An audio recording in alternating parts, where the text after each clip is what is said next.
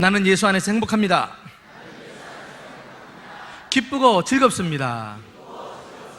평안하고 건강합니다. 잘 돼갑니다. 좋은 일이 생깁니다. 예수님을 왕으로 모시고 사십니까? 예수님 믿는 사람은 누구입니까? 예수님을 왕으로 모신 사람입니다. 초대교회 성도들이 복음을 전할 때 외쳤던 내용을 보면은 이 사실이 잘 드러나 있는데, 특별히 베드로 사도가 전한 복음의 내용을 함께 들여다보았으면 좋겠습니다.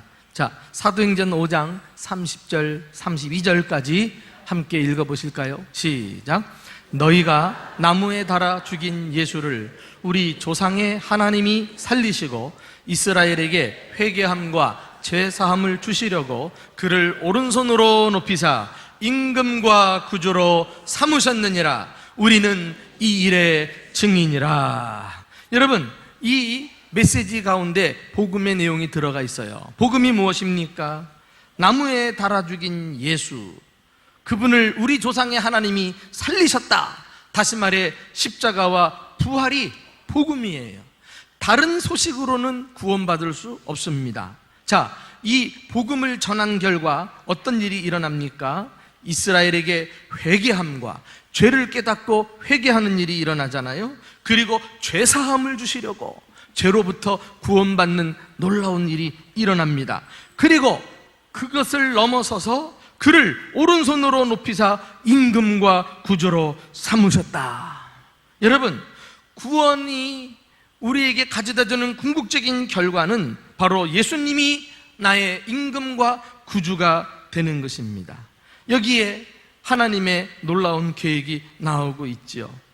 예수님을 임금으로 삼으시기 위해서 우리를 죄 가운데 구원해내셔서 주님의 백성 삼아 주신 것입니다. 그런데 사람들은 예수님을 구주로만 믿기만 하지 왕으로 모시지 않습니다. 다시 말해 반쪽짜리 복음을 믿는 것이죠. 인생의 모든 문제는 내가 예수님을 구주로 안 믿어서가 아니라 예수님을 왕으로, 임금으로 인정하지 않는 데서 비롯되는 것입니다. 예수님은 우리가 예수님을 믿고 구원받은 것뿐만 아니라 왕으로 모시며 살기를 원하고 계십니다. 그래서 그분의 통치를 받으며 그분께 내 삶을 온전히 맡기며 살기를 원하십니다. 이것이 진정한 신앙생활입니다.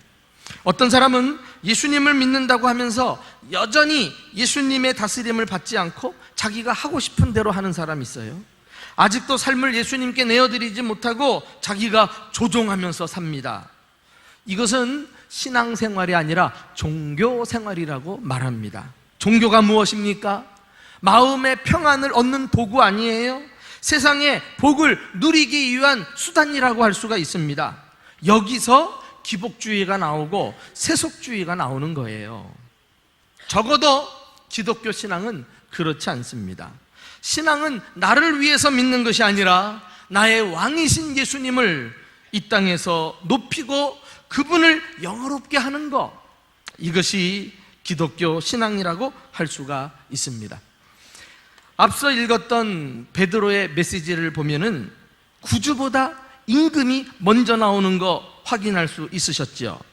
그만큼 예수님의 임금 되심을 강조하고 있음을 알 수가 있습니다. 예수님은 본래부터 우주 만물의 주인이셨지요. 임금이셨습니다. 그리고 부활 승천으로 말미암아 임금이심이 온 천하에 밝히 드러나게 된 것입니다. 이 사실을 깨닫게 된 초대교회 성도들은 그들의 메시지가 바뀌었죠. 그들의 삶이 확 달라지고 말았습니다. 그들은 조금 전까지만 해도 예수님처럼 붙잡혀서 죽을까봐 예수 제자라는 소리 안 들으려고 문을 걷어담그고 벌벌 떨고 있었던 사람이에요. 그러나 그들이 예수님이 진정한 왕이심을 깨닫는 순간에 문을 박차고 거리로 나가서 외치기 시작합니다. 예수님이 왕이십니다. 예수님이 임금이십니다. 그 바람에 로마 제국이 발칵 뒤집혀져 가지고 기독교를 박해하기 시작한 것 아니겠어요?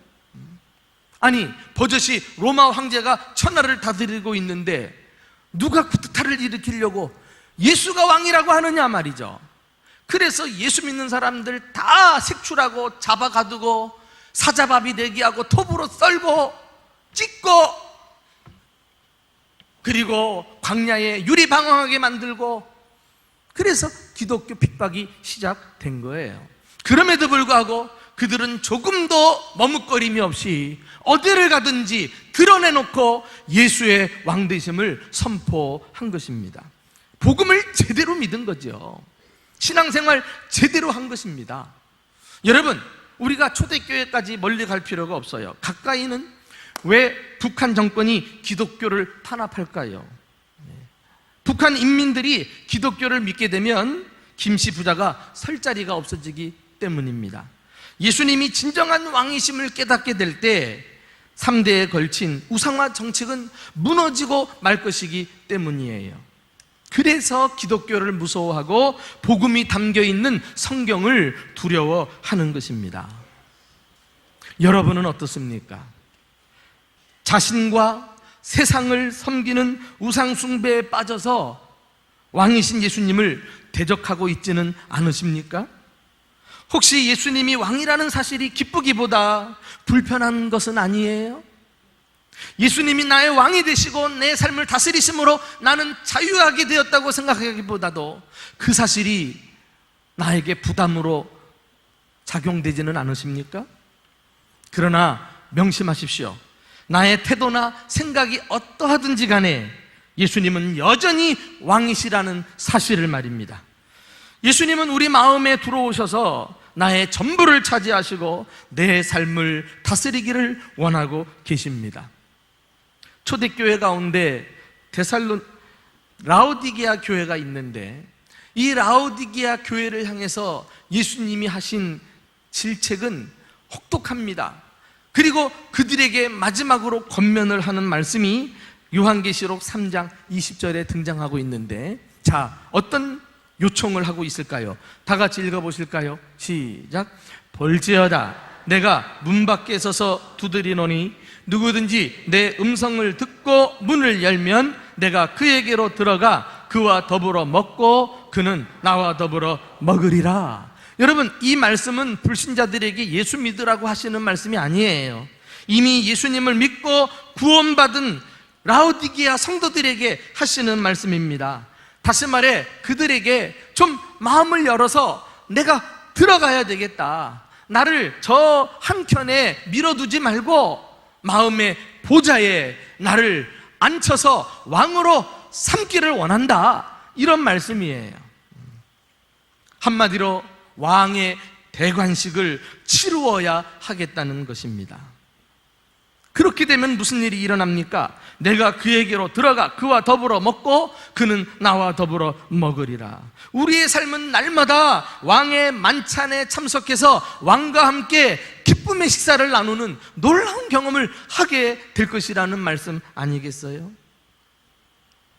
여러분은 대관식을 치르셨습니까? 예수님을 왕으로 인정하며 살고 있습니까? 그래서 여러분의 날마다의 삶이 가슴 벅찬 기쁨과 감격 속에 살고 계십니까? 오늘 본문은 솔로몬이 기록한 전도서입니다. 본문에는 왕이 많이 등장을 하는데요, 이 본문에 나오는 왕은 솔로몬 자신을 언급하는 것이지만은 궁극적으로는 다시 오실 참된 왕이신 예수님을 예표하는 것이라고도 볼 수가 있습니다. 그래서 솔로몬은 이 왕께 대해 하나님의 백성들이 갖추어야 될 중요한 태도들을 교훈하고 있는데요, 예수님을 모시고 사는 사람들은 반드시 다음과 같이 살아야 할 것입니다. 첫째는 왕에게 충성하십시오. 따라합시다. 왕에게 충성하라. 그 첫 번째 교훈이 3절에 나오죠. 한번 다 같이 읽어보겠습니다. 3절 시작. 왕 앞에서 물러가기를 급하게 하지 말며 악한 것을 일삼지 말라. 왕은 자기가 하고자 하는 것을 다 행함이니라. 여기 왕 앞에서 급히 물러간다는 게 무슨 말이에요? 왕에 대해 무례한 거예요. 왕과 관계를 단절하고 불만을 노골적으로 드러내는 태도를 말하는 거 아니겠어요? 여기서 멈추지 않고 악한 것을 일삼는다는 것은 뭐예요? 왕으로부터 받은 직책이나 사명을 무시하고 소홀히 하며 살아가는 거예요. 왕과 관계가 안 좋다는 거예요. 여러분, 우리가 왕에게 예의를 갖추고 그리고 그에게 우리가 공손해야 하는 중요한 이유는 왕의 권세가 모든 권세의 주인이신 하나님으로부터 주어졌기 때문에 그렇습니다. 우리 예수님께서 부활하시고 승천하시기 직전에 마태복음 28장 18절에 뭐라고 말씀하셨어요? 하늘과 땅의 모든 권세를 내게 주셨으니 너희는 모든 족속으로 가서 복음을 전하라고 말씀하지 않았어요? 하늘과 땅의 모든 권세를 가지신 분, 그분은 자기가 하고자 하는 것을 다 하는 분이에요. 하실 수 있는 권한이 있으신 분이에요. 그러므로 그러한 왕의 권위를 업신여기고 무시하는 것은 그 권위를 주신 하나님을 대적하는 것이라고도 말할 수 있습니다. 왕에 대해 무례하고 왕이 맡긴 일을 등한히 하는 것, 이것을 불충한 태도라고 우리는 말할 수 있을 것입니다. 도대체 충성이 무엇일까요? 왕이 볼 때 믿음직스러운 게 충성이에요. 변치 않고 왕에게 신실함을 나타내는 게 충성이라니까. 그래서 충성이란 영어 단어는 faithfulness예요. faith, 믿음이 풀한 게 충성이에요. 왕이 마음에 들 때만 따르고 마음에 안 들면 횡하니 돌아서는 거, 이거 충성이 아니죠. 예수님 당시의 무리들이 예수님께서 떡을 주고 또 기적을 나타내고 할 때는 좋아라 하고 쫓아다녔는데 갑자기 나는 고난을 받아야 할 것이다, 나는 생명의 떡이로다, 뭐 자꾸 이상한 말씀하니까 자기들이 기대한 왕이 아니다 해가지고 다 떠나갔다 그랬어요. 이것은 충성이라고 볼 수가 없습니다. 왕이 잘해주면 열심히 일하고 기분 나쁘면 거들떠보지도 않고 말이죠. 한 달란트 받은 점 기억하십니까? 그 주인 앞에서 보란듯이 한 달란트를 땅에 파묻고 횡하니 돌아섰잖아요. 아따, 싸가지 없는 놈이에요. 예? 이건 충성이 아닌 거예요. 이익이 될 것 같으면 가까이 하고 손해될 것 같으면 멀찍이 거리를 두고 말이죠. 예수님 당시의 제자들을 보세요. 예수님이 십자가에 못 박혀 돌아가실 때 다 주랭랑을 치고 말았어요. 자기 살겠다고. 충성이라고 할 수가 없어요. 충성은 왕과 함께 죽기까지 같이 가는 거예요. 여러분은 신앙생활을 어떻게 하고 계십니까? 어느 시골교회 목사님이 간증을 하시는데요, 어느 해 여름 아마 이와 같이 더웠을 거예요. 교회 장로님이 자기를 초대해서 보신탕을 해주려고 말이죠, 집에서 키운 누렁이를 가져다가 잡기 위해서 야산으로 끌고 올라갔어요. 거기서 개를 나무에 매달아 가지고 몽둥이로 그냥 때려서 잡는데요, 개가 바동거리다가 그만 줄이 풀어지는 바람에 도망가 버리고 말았어요. 장로님이 허탈한 마음으로 집에 돌아왔는데요, 그 누렁이가 자기 집에 먼저 와가지고는 장로님을 보고는 꼬리를 치면서 안기더랍니다. 예. 그래서 장로님이 눈물을 흘리면서 회개를 했다고 해요. 나는 저 개만도 못한 장로입니다. 자기를 주의르게 하려는 주인에게 충성하고 애정을 표현하는데 나는 작은 시험에도 넘어지고 끄떡하면 하나님을 원망했으니 용서해 주십시오. 개를 통해서도 은혜를 받더라고. 그래서 그 간증을 들은 목사님도요, 개만 생각하면 기도가 절로 나온다는 거 아니에요? 어떻게? 나도 개 같은 목사가 되게 해주세요. 이렇게 끝까지 왕을 따라가겠다는 거 아니겠어요? 여러분, 구약에 보면은요, 이스라엘 백성들이 하나님을 잊어버리고 배은망덕하게 우상을 섬길 때 선지자들을 보내서 그들을 질타합니다. 그 중에 한 대목이 이사야서에 나오는데 1장 3절에 소는 그 임자를 알고 나귀도 주인의 구유를 알건만은 이스라엘은 알지 못하고 나의 백성은 나를 깨닫지 못하는도다. 짐승만도 못한 성도들 안 되기를 주님의 이름으로 축원합니다. 야, 그렇다면요, 내가 과연 충성스러운가, 신실한가, 그것을 알 수 있는 시금석이 있어요. 우리 예수님께서 알려주신 건데, 자, 무엇을 보면 내가 충성스러운지를 알 수 있을까요? 이건 핑계댈 수 없어요. 딱 맞아떨어져요.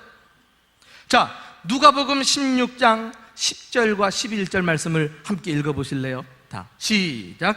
지극히 작은 것에 충성된 자는 큰 것에도 충성되고 지극히 작은 것에 불의한 자는 큰 것에도 불의하니라. 그리고 그 다음에 나오는 말씀이 재물과 하나님을 겸하여 섬길 수 없느니라, 이 말씀이 나와요. 그러니까 여기 지극히 작은 것은 다름 아닌 재물을 말합니다. 재물에 대한 태도를 보면 그 사람을 알 수 있잖아요. 돈을 아무렇게나 쓰는 사람은 아무렇게나 사는 사람입니다. 구원받은 사람은 우리의 몸도 시간도 심지어 물질도 예수님이 피로 값주고 사신 거예요. 우리 돈은 예수님의 피가 발려있는 돈입니다. 안 믿는 사람들이 수중에 들고 있는 돈하고는 질적으로 달라요. 그것을 우리는 귀하게 벌어서 하나님의 나라를 위해 가치 있게 쓸 줄 알아야 하지 않을까요? 예수님은 믿었다고 하는데 아직도 수중에 돈을 보면서 자기 것인 양 착각을 하고 그 돈을 주님의 나라와 주님을 위해, 이웃을 위해 사랑을 나누는 일을 인색하게 하고, 이런 사람은 사실 죄송합니다마는 왕이신 주님께도 충성되지 못한 거예요. 왜? 이 세상 왕이신 주님과 견줄 수 있는 것 딱 한 가지가 있으니 그게 재물이거든요. 재물이 그만큼 강력한 힘을 가지고 있는데 이 물질 문제 하나 주님 앞에 해결하지 못하면 어떻게 주를 위해서 충성하겠다는 거예요? 우리는 기도하면서 많이 다짐합니다. 주님, 이 몸 바쳐 충성하겠습니다. 십자가 지고 나도 골고다까지 가겠습니다. 그때 주님께서 말씀하셔요. 얘야, 오버하지 말고 내 수중에 있는 돈이나 바쳐라. 이 돈 가지고 충성해라. 물질에 선한 청직이 돼요. 왕이신 주님을 기쁘시게 하고 그 나라를 위해서 기쁘게 쓸 줄 아는 충성된 저와 여러분이 되시기를 예수님의 이름으로 축원합니다. 두 번째, 왕을 모시고 있는 사람은 왕의 말에 순종하셔야 돼요. 한번 따라합시다. 왕의 말에 순종하라. 왕에게 충성하는 사람은 또한 왕의 말씀을 잘 따르는 사람입니다. 두 번째 교훈이 어디에 나오죠? 우리 4절, 5절 말씀도 함께 읽어보실까요? 자, 시작. 왕의 말은 권능이 있나니 누가 그에게 이르기를 왕께서 무엇을 하시나이까 할 수 있으랴. 명령을 지키는 자는 불행을 알지 못하리라. 여러분, 앞서 말씀드린 대로 왕은 하나님의 권위에 의해 세워진 절대 권력가이기 때문에 그의 말도 권위를 가지고 있어요. 그러니 그 앞에 감히 거역하거나 시비를 따져서는 안 되는 것입니다. 누가 그에게 이르기를 왕께서 무엇을 하시나이까 할 수 있으랴. 이게 무슨 말이에요? 왜 그렇게 하십니까? 왕의 말에 토를 달아서는 안 된다는 거예요. 우리가 말씀이 떨어질 때 자꾸 핑계를 댑니다. 변명을 댑니다. 그러면서 차일피일 미루다가 순종하지 않는 신앙생활, 그것은 왕을 대접하는 게 아니에요. 너무나 중요하기 때문에 2절 앞에도 나오잖아요. 내가 권하노라 왕의 명령을 지키라. 우리가 예수님의 명령을 지키지 못하는 이유, 순종하지 못하는 이유는 무엇 때문일까요? 그것은 말의 권능을 잘 모르기 때문에 그래요. 왕의 말은 권능이 있나니 그랬어요. 직접 예수님께서는 이 땅에 사시는 동안에 당신의 입술에 나오는 말로써 죽은 자를 살리십니다. 나사로야 나오너라. 죽은 자가 살아나는 권세가 있지 않아요? 그리고 귀신을 쫓아내십니다. 이 사람에게서 나오라! 꼼짝없이 쫓겨나가서 귀신 들린 사람들이 온전하게 되잖아요. 바람과 바다를 보시고 잠잠하라 하셨을 때 치추꾼 듯 조용해지기도 하셨어요. 입에서 나오는 목소리로 호령하시면 우주 만물이 다 떠는 말씀, 이것이 예수님의 권능의 말씀인 줄 믿으시기 바랍니다. 우리 주 목소리 한번 발하시면 천하의 모든 것 망하겠네. 얼마나 위험 있는 말씀입니까?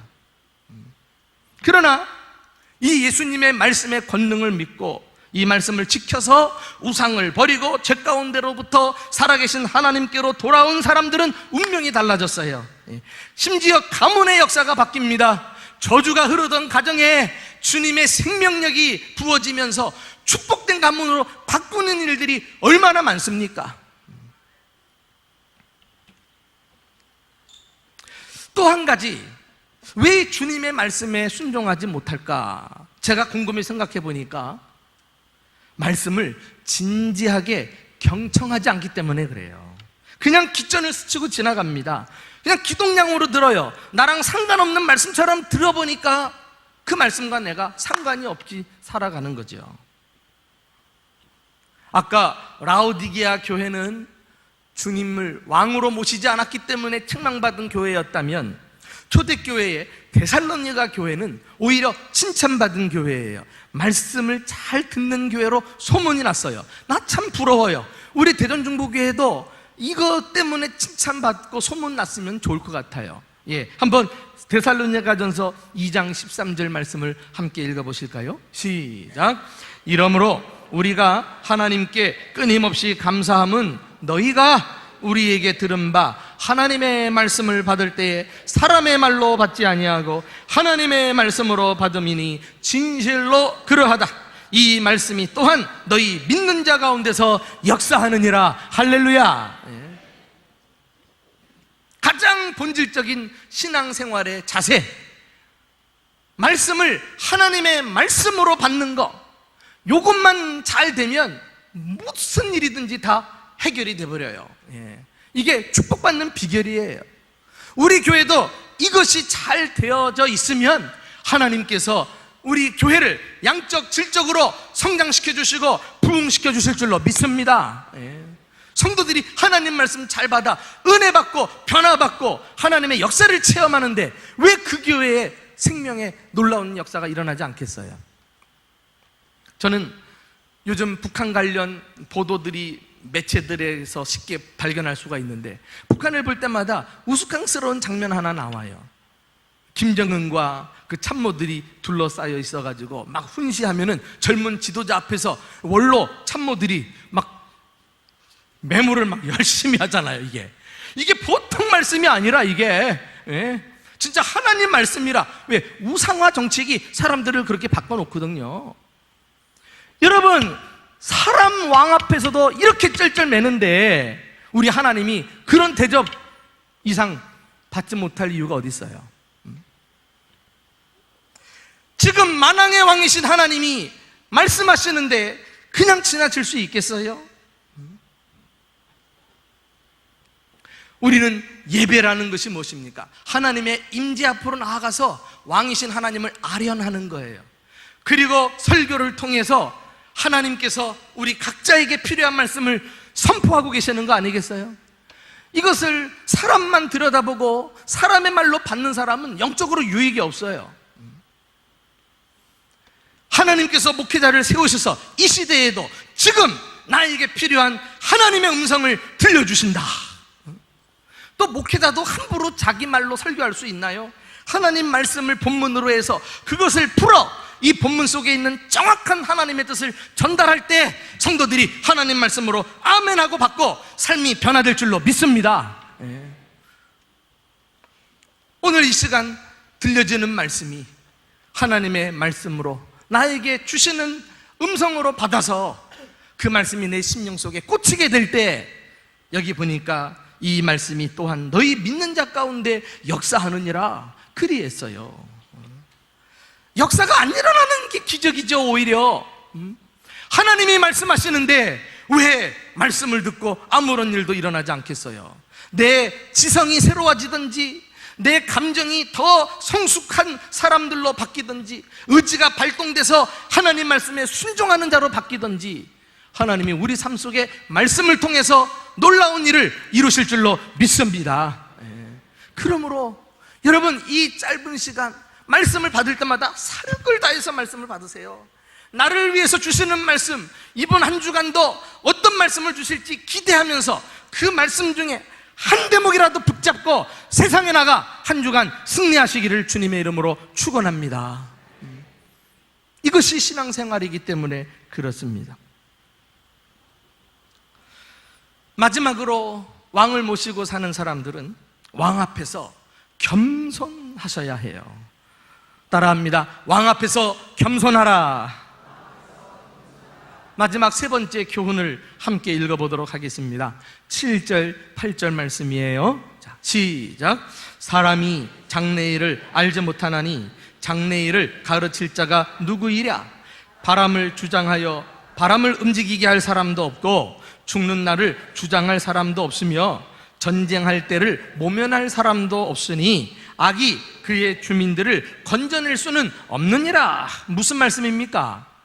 누가 장래를 알겠으며 누가 자연을 자기 마음대로 다스리겠으며 누가 죽는 날을 의미로 바꿀 수 있겠으며 누가 전쟁이 일어날 때 피해갈 수 있겠느냐 하는 것 아니겠어요? 심지어 악에서 사람들을 구원할 자가 누가 있겠느냐? 그러므로 절대 권세를 가지신 왕 앞에서 겸손하라는 거예요. 인류 역사의 비극은 인간이 하나님 자신을 대신하려고 할 때 일어났습니다. 바벨탑 사건이 왜 일어났어요? 바벨탑이 왜 무너졌어요? 사람들이 힘을 모으는 것까지는 좋았어요. 그런데 그 모은 힘을 가지고 우리가 하늘을 꼭대기에까지 닿도록 탑을 쌓자, 그리고 우리 이름을 알리자, 그 동기가 불순한 거예요. 그래서 하나님이 되고자 할 때 하나님께서 임재하셔서 모든 작업을 다 무너뜨리시잖아요. 그리고 언어를 혼잡게 하시는 내용을 보게 됩니다. 당시 세계를 주름잡았던 초강대국이었던 애굽의 바로 왕도 하나님 앞에서 하나님을 끝까지 거역하다가 인간 왕이 재앙은 재앙대로 다 받고 불행하게 되지 않아요?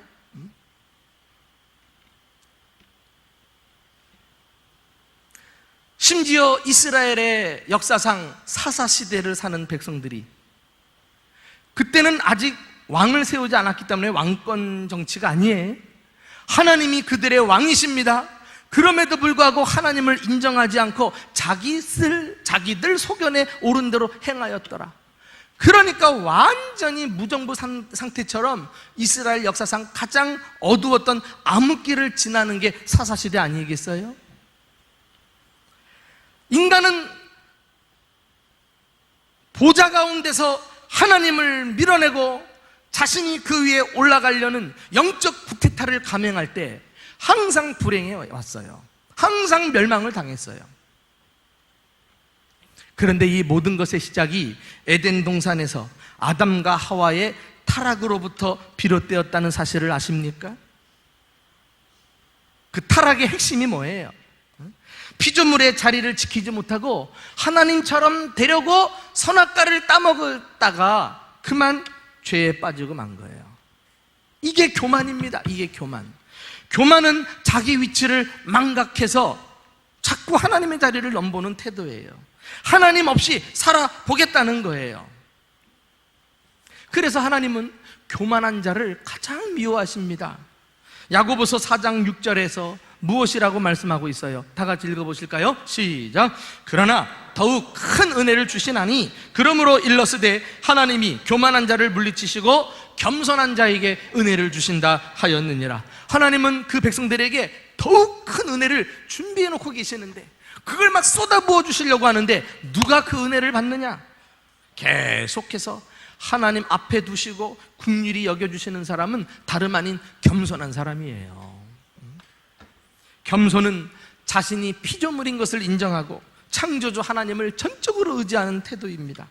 자신이 죄인임을 깨닫고 임금과 구주 되시는 예수님을 온전히 의지하는 거예요. 그래서 겸손한 사람은 계속해서 하나님의 은혜에 목말라 합니다.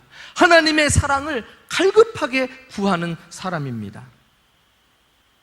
그런 사람에게 더 큰 은혜가 주어지는 게 당연하지 않을까요? 교만이 자기 위치를 망각하는 것이라면 겸손은 무엇이라고 정의할 수 있을까요? 그것은 한마디로 자기 분수를 아는 거예요.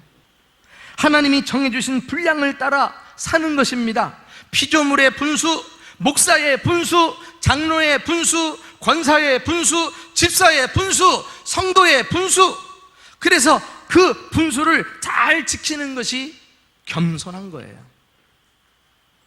자기 분수를 넘어서 다른 사람들의 일에 참견하면 거기서 문제가 생기기 시작하는 겁니다. 교만은 공동체를 분열시키지만 겸손은 공동체를 결속시켜요. 예수 그리스도의 몸인 교회는 지체마다 지체로서 자기에게 맡겨진 역할이 있잖아요. 그 역할에 충실하면 몸은 건강하게 자연적으로 성장하게 돼 있어요. 자기 역할을 잘해야지. 자기 분수에서 자기에게 맡겨진 일에 충성해야지. 이것이 신앙생활을 잘하는 것입니다. 분수를 지키지 않는 것은 그 위치에 세우신 주님을 대적하는 거예요. 그 일을 하라고 맡겨주신 일에 내가 게으른 거예요. 한 달란트 받은 종 보세요. 자기가 한 달란트 받은 것 때문에 그것이 자기 분수인지 모르고 그것을 잘 다루어서 더 많은 것을 남기면 더 큰 종이 될 텐데 그 순간 그 분수를 뛰어넘어서 어떻게 해보려다가 악하고 게으른 종 된 것 아니겠어요? 야, 그러고 보니까 성경에요, 이 분수와 관련된 교훈들이 자주자주 나옵니다. 대표적인 예로 에베소서 4장 7절에 우리 각 사람에게 그리스도의 선물의 분량대로 은혜를 주셨다 그랬어요. 로마서 12장 3절에 마땅히 생각할 그 이상의 생각을 품지 말고 오직 하나님께서 각 사람에게 나누어 주신 믿음의 분량대로 지혜롭게 생각하라 그랬어요.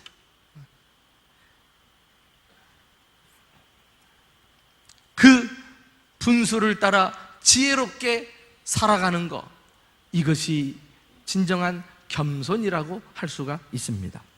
자, 그러면 우리가 왕 앞에서 겸손해지기 위해서 어떻게 해야 할까요? 그 방법을 나누고 말씀을 마치고 싶습니다. 우리가 왕 앞에서 겸손해지려면 왕의 보좌로 나아가서 엎드리는 것밖에 없어요. 그 보좌에 나아가서 주님이 주시는 은혜와 힘을 공급받아 사는 사람이 겸손해집니다. 자, 우리 한번 히브리서 4장 16절 말씀을 함께 읽어보실까요? 자, 시작. 그러므로 우리는 국률하심을 받고 때를 따라 돕는 은혜를 얻기 위하여 은혜의 보좌 앞에 담대히 나아갈 것이니라. 여러분, 기도는 자기 힘을 빼는 거예요. 그리고 하나님의 은혜로 채우는 것입니다. 기도를 통해 하나님의 능력을 공급받아서 그 힘으로 살아가는 거예요. 그러므로 기도하면 기도할수록 나는 죽고 나는 작아지고 왕이신 주님이 드러나고 우리는 그 앞에서 겸손해지는 삶을 살게 되는 것입니다. 그런데 어떤 사람은 기도한다고 하는데 죽지 않고 더 살아나는 사람이 있어요. 교만해지는 사람이 있어요. 그래서 다른 사람들을 정죄하고 비난합니다. 죄송합니다마는 이것은 기도를 잘못하고 있는 거예요. 어쩌다 한두 번 기도하는 사람은 꼭 이런 우를 범합니다. 목요형성 집회 어쩌다 나와가지고 평가에 들어가는 거죠. 저건 왜 저렇게 하고 이건 왜 이렇게 하고, 그리고 소란스럽게 만들고는 또 보이지도 않아. 새벽기도 어쩌다 한번 나와가지고는 누구는 나오고 누구는 안 나오고 또 평가가 들어갑니다. 그리고 소란스럽게 하고 자기는 또 안 나오고. 한마디로 그게 교만한 거예요. 여러분, 기도는 꾸준히 하는 거예요. 지속적으로 하나님의 은혜의 보좌 앞에 나아가서 엎드려 기도하면서 다른 사람이 아닌 내 자신이 변화를 체험하는 것입니다. 그러니 다른 사람 들여다볼 겨를이 어디 있어? 자기 분수를 뛰어넘어 다른 사람 참견할 일이 어디 있느냐 말이죠. 내가 주님 앞에 은혜 받는 게 급급한데요. 그렇게 해서 기도하면 기도할수록, 오래 할수록 말이죠, 성품이 바뀌어요. 사람이 온유해집니다. 심지어 얼굴 인상까지 바뀌는 거 알아요? 사람이 은혜로워져요. 심지어 행동거지가 바뀌어요. 매우 친절하고 부드러워지는 그런 사람들로 바뀌어지는 것입니다. 여러분, 예수님을 왕으로 모시고 살아갑니까? 날마다 은혜의 보좌 앞에 나와서 때를 따라 주시는 은혜를 사모하시기를 주님의 이름으로 축원합니다. 특별히 왕 앞에서, 성도들 앞에서 겸손해지는 은혜를 구하세요. 왕이신 예수님은 겸손한 자를 높이 들어서 사용해 주실 것입니다. 나는 이 시간이 혹 예수님을 믿었지만 구주로만 알고 그분이 나의 왕이라는 사실을 전혀 연결시키지 못한 채 주님과 상관없이 살았던 사람들이 있다면, 이 시간 내 마음의 왕자의 주님을 모시고 대관식을 치르는 시간이 될 수 있기를 예수님의 이름으로 축원합니다. 왕에게 충성하십시오. 왕의 말에 순종합시다. 왕 앞에서 끝까지 겸손하게 살아가시기를 바랍니다. 왕과 함께 주님이 베푸시는 최고의 만찬에서 날마다 기쁨과 은혜를 받아 누리는 저와 여러분의 삶이 되시기를 예수님의 이름으로 축원합니다.